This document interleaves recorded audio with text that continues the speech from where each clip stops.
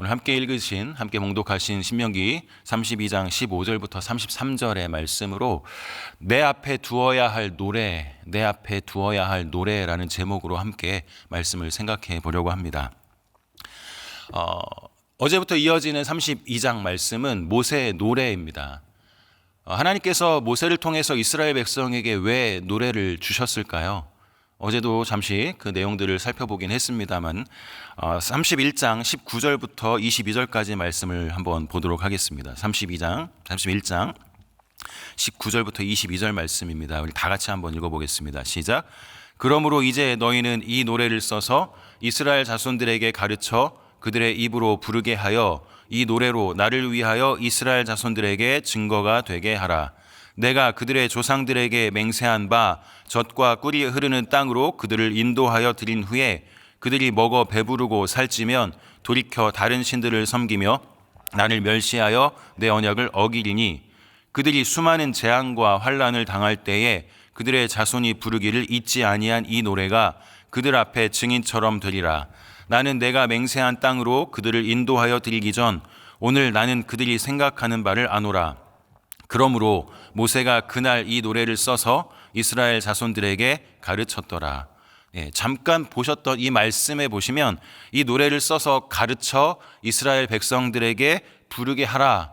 나를 위하여 증거가 되게 하라고 말씀하십니다.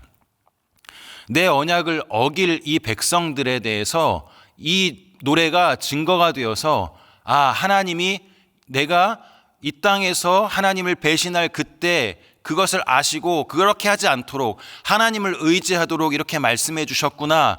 이 사실을 기억하라고 떠올리라고 노래를 만들어서 주신 것입니다. 부르기를 잊지 아니한 이 노래, 계속해서 부르고 불렀을 때 이 노래를 통해서 하나님이 내가 하나님을 배신할 것을 아시고 하나님 앞에 그 말씀, 하나님의 말씀대로 살아가도록 가르쳐 주기를 원하셨구나. 이 사실을 떠올리게 하기를 원하셨습니다.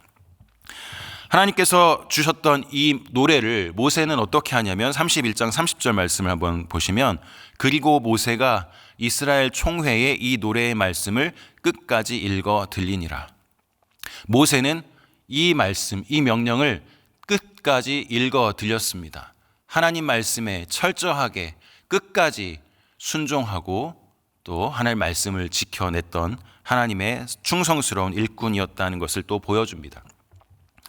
이 노래를 가르쳐 주신 이유는 이스라엘 백성으로 하여금 그 하나님의 말씀을 떠올리게 하려고 했다고 한다면 그 말씀을 통해서 이스라엘 백성들에게 가르쳐 주고 싶었던 내용은 무엇이었을까요? 32장 2절과 3절 어제 읽었던 말씀 중에 2절과 3절을 같이 한번 보겠습니다.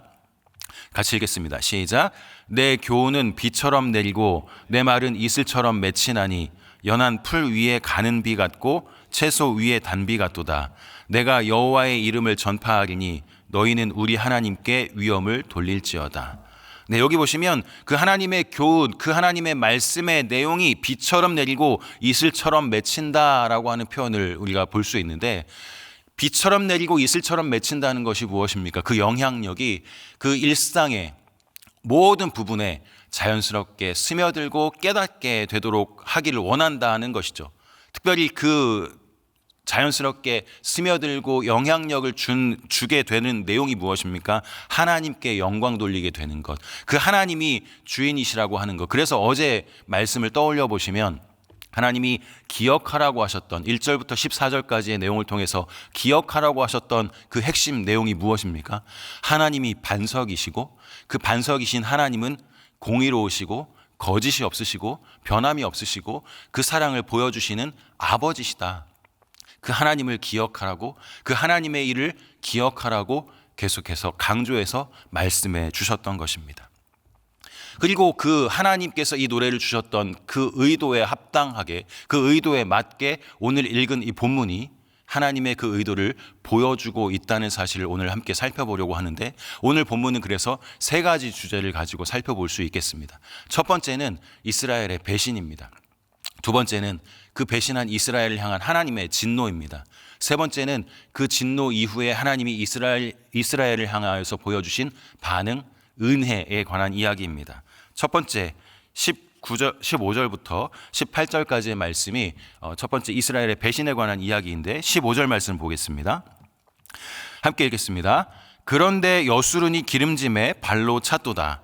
내가 살찌고 비대하고 윤택함에 자기를 지으신 하나님을 버리고 자기를 구원하신 반석을 업신여겼도다.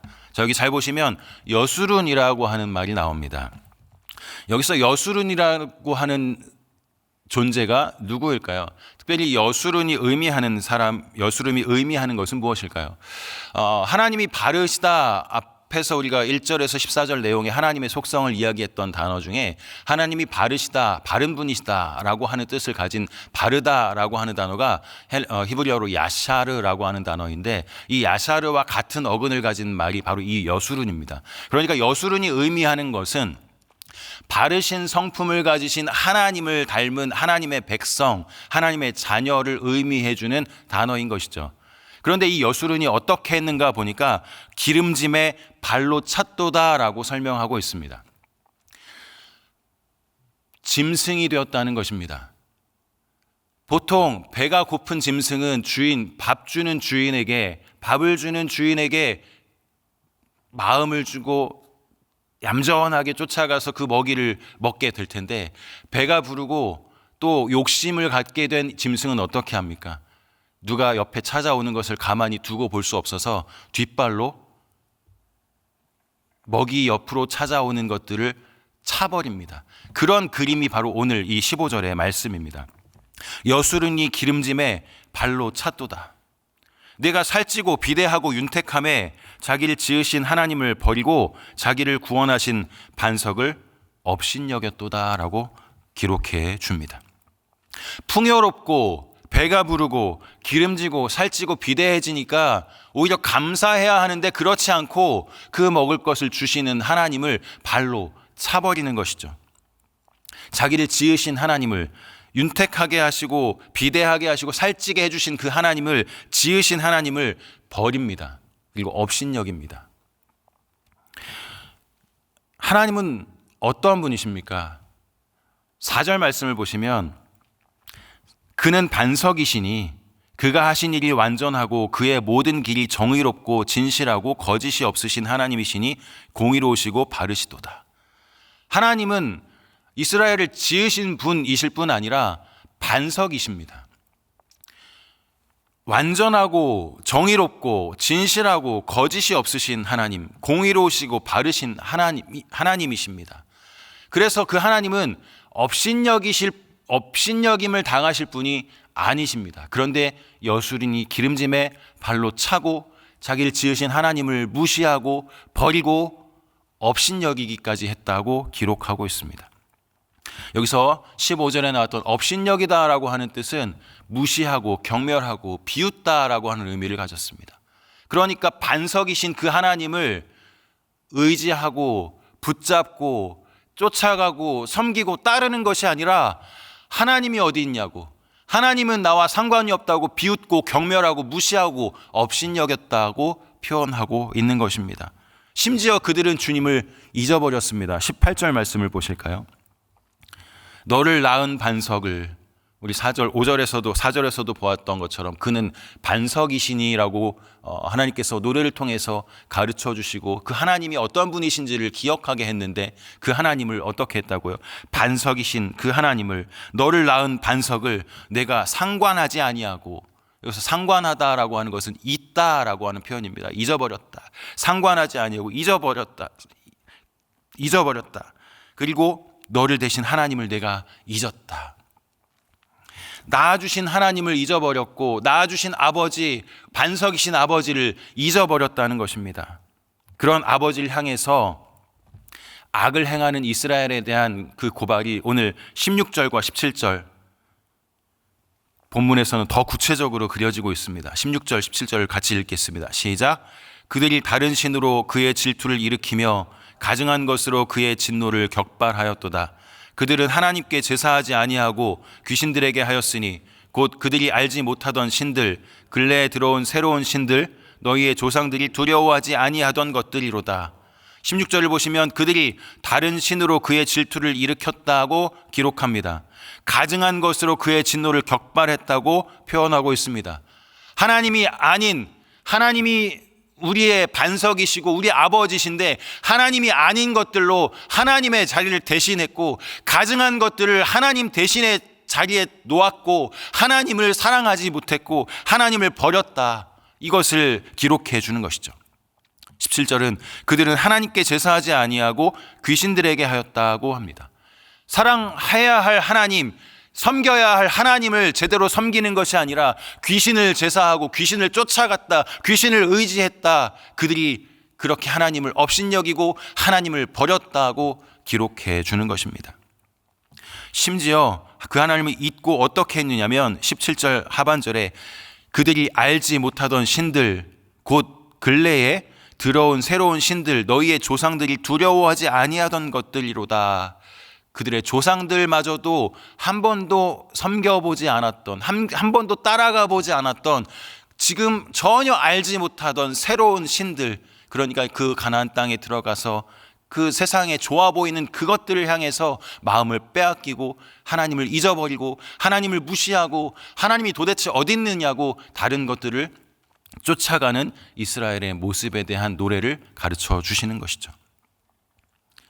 아버지 하나님은 이러한 이스라엘 백성들을 보시면서 어떠한 마음을 가지실까요? 하나님은 얼마나 한탄하실까요? 우리 어제 본문인 6절을 한번 제가 읽어드리겠습니다. 6절 말씀에 어리석고 지혜 없는 백성아, 여호와께 이같이 보답하느냐? 그는 내 아버지시요 너를 지으신 이가 아니시냐? 그가 너를 만드시고 너를 세우셨도다. 어리석은 백성아, 어떻게 그 아버지를 떠날 수 있느냐?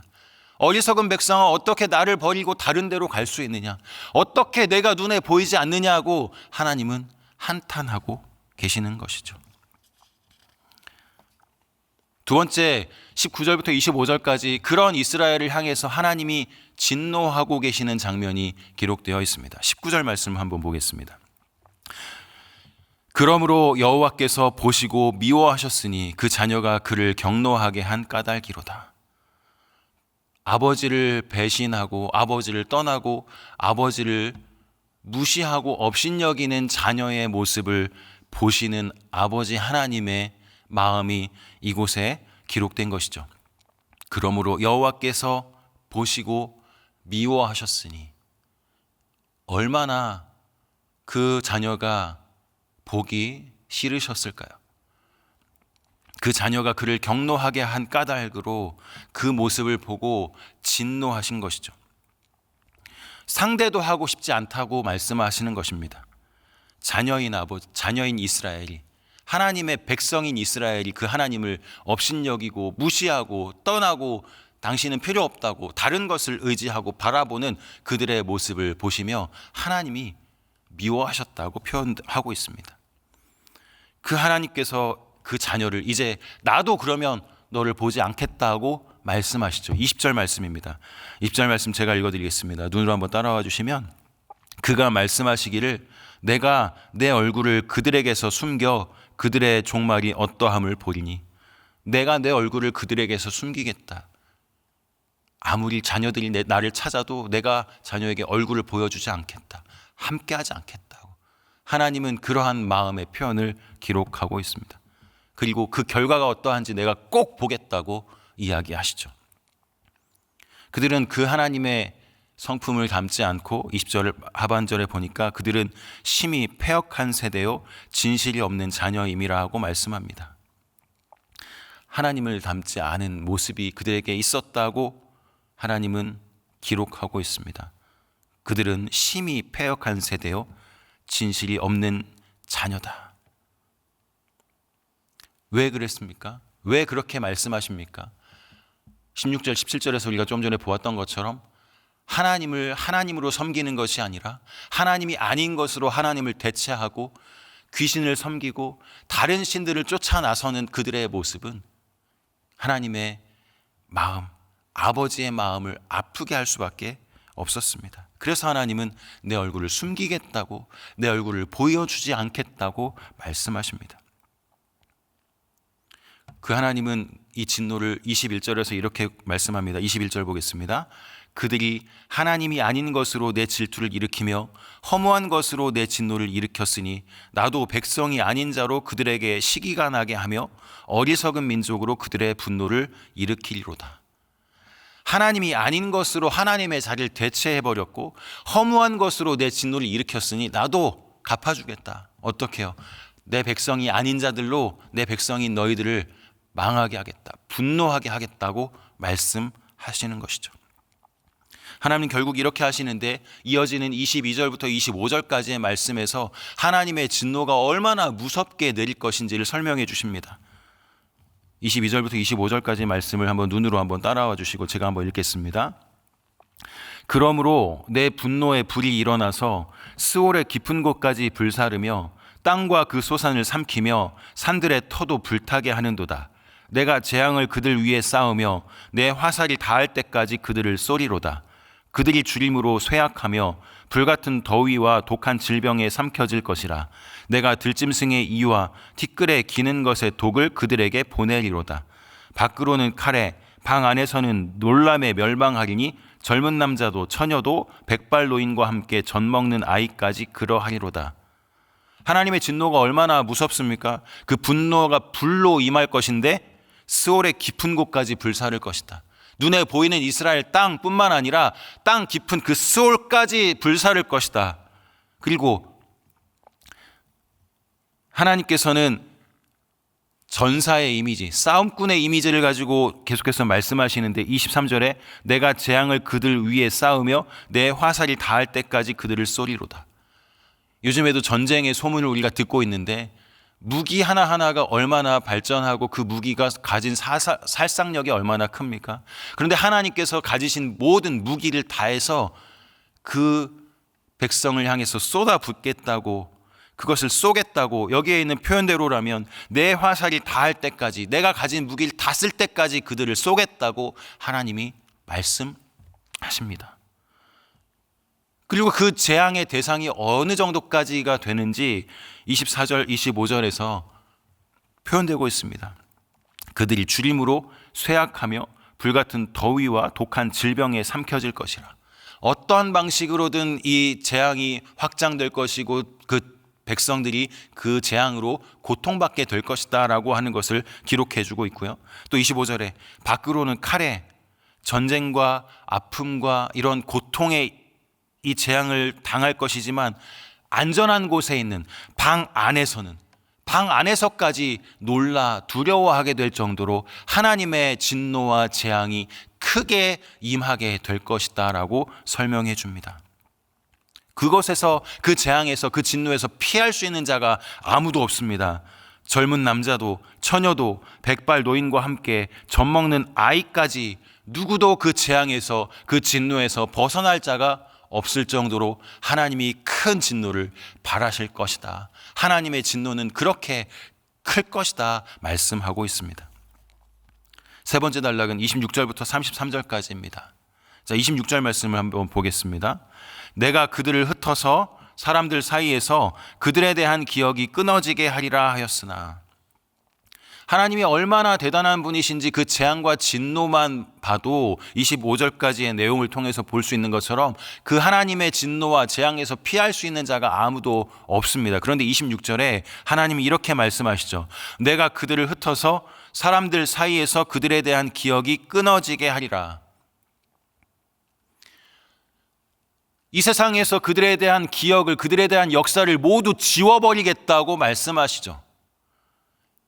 하나님이 이렇게 말씀하신 대로 하셨다고 한다면 지금 이스라엘에 대한 역사, 기록은 아무것도 없을 것입니다.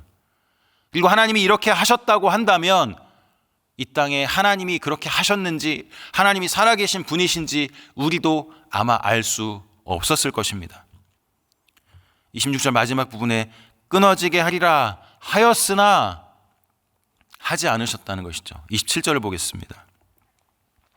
혹시 내가 원수를 자극하여 그들의 원수가 잘못 생각할까 걱정하였으니 원수들이 말하기를 우리의 수단이 높으며 여호와가 이 모든 것을 행함이 아니라 할까 염려함이라. 하나님이 이러한 이유 때문에 완전히 지워버리겠다 말씀하셨지만 그렇게 하지 않으셨다고 기록해 주는 것입니다. 왜요? 하나님께서 그렇게 하셨다면 이스라엘의 원수들, 대적자들이 하나님이 어디 있어? 우리가 그렇게 한 거야. 우리가 저들을 이겼어. 우리가 이스라엘을 다 멸망시켰고 우리가 그 모든 힘을 가진 사람들이야. 우리가 능력이 있어 라고 말하게 될 것을 하나님은 참을 수 없으셨다는 것이죠. 하나님이 이스라엘을 대하여 참으셨던 이유는 이스라엘 백성들이 하나님께 겸손히 용서를 구하고 돌이켰기 때문이 아니라 이스라엘의 대적자들이 더 교만하고 악했기 때문이었다고 말씀합니다. 그러나 하나님께서 이러한 일을 하지 않으셔서 하나님이 오히려 하나님 되심을 드러내시는데 오늘 읽었던 31절부터 33절까지 마지막 부분에서 이스라엘의 원수들조차 스스로 말하기를 그 하나님이 더 능력 많으신 분이시구나, 그 하나님이 대단하신 분이시구나라고 하는 것을 고백하게 될 것이라고 말씀하고 있습니다. 오늘 함께 살펴본 본문의 말씀을 통해서 우리가 생각해 볼 수 있는 것이 있습니다. 하나님은 모세를 통해서 노래를 백성들에게 가르쳐 주시고 부르게 하셨습니다. 저는 이 내용을 이렇게 한마디로 정의하고 싶습니다. 이 노래를 너의 앞에 두어라. 하나님이 이 노래를 백성들에게 가르쳐 주신 그 행위를 이렇게 이 노래를 너의 앞에 두어라 라고 정리할 수 있을 것입니다. 하나님은 하나님의 백성들의 마음과 생각을 아십니다. 그런데 가나안 땅을 눈앞에 둔 이스라엘 사람들이 가나안 땅에 들어가서 어떻게 할 것인지, 하나님을 배반하고 하나님으로부터 멀어지고 다른 신을 섬기고 하나님의 마음을 아프게 할 것을 하나님이 분명히 확신하고 계셨죠. 알고 계셨죠. 그래서 이 노래를 불러 듣게 하시고 계속해서 부르게 하시면서 하나님의 성품을, 하나님이 어떠한 분이신지 하나님의 일을 기억하게 하셨습니다. 오늘 우리가 불러야 할 노래, 우리 눈앞에 두어야 할 노래가 무엇일까요? 오늘 우리가 기도하기 전에 불렀던 찬송가 가사를 한번 떠올려 보십시오. 가사를 다 생각할 수 없지만 후렴 부분을 생각해 보시면 예수 예수 믿는 것은 받은 증거 많도다. 예수 예수 귀한 예수 더욱 믿음 주소서. 여러분, 믿지 않는 사람들에게도 18번이라고 부르는 노래들이 있습니다. 여러분에게는 어떠한 노래가 일명 18번이 되십니까? 하나님은 이스라엘 백성들, 가나안 땅을 눈앞에 둔 이스라엘 백성들이 얼마나 연약한지 아셨기에 이 노래를 통해서 그 하나님이 어떠한 분이신지, 반석되시고 이렇게 긍휼이 많으시고 은혜 베푸시고 당연히 진노를, 아들을 더 이상 보지 않겠다고 하시면서 진노를 퍼부으실 수 있는 분이시지만 그렇게 하지 않으시고 은혜 주시는 분이시다라고 하는 사실을 계속해서 떠올리고 기억하고 주님께 돌아오기를 원하셔서 가르쳐 주셨습니다. 그렇다면 오늘 예수 믿는 것은 더욱 받은 증거 많도다. 귀한 예수 더욱 믿음 주옵소서. 주님 앞에 그 하나님의 은혜를 떠올리게 하고 주님을 찾게 하는 말씀, 노래를 우리 눈앞에, 이스라엘 백성들이 눈앞에 두었던 것처럼 우리도 두어야 하지 않겠습니까?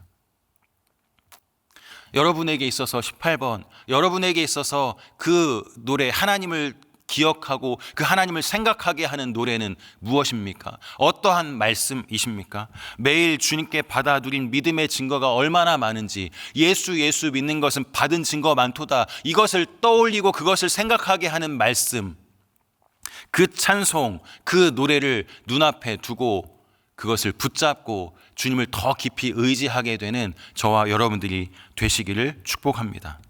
우리에게 소망은 오로지 주님밖에 없다는 사실을 떠올리고 기억하고 생각하게 하는 우리 눈앞에 두어야 할 노래를 하나님 앞에서 분명하게 붙잡고 오늘도 그 은혜를 생각하고 그 은혜를 바라보고 주님 의지하고 살아가게 되는 저와 여러분들이 되시는 복된 한 날, 또 그런 은혜를 누리는 이 하루가 되시기를 예수님의 이름으로 축복합니다. 우리 함께 가지고 나오신 기도의 제목과 오늘 함께 말씀을 생각하며 오늘 주시는 기도의 제목을 가지고 기도하시다가 돌아가도록 하겠습니다.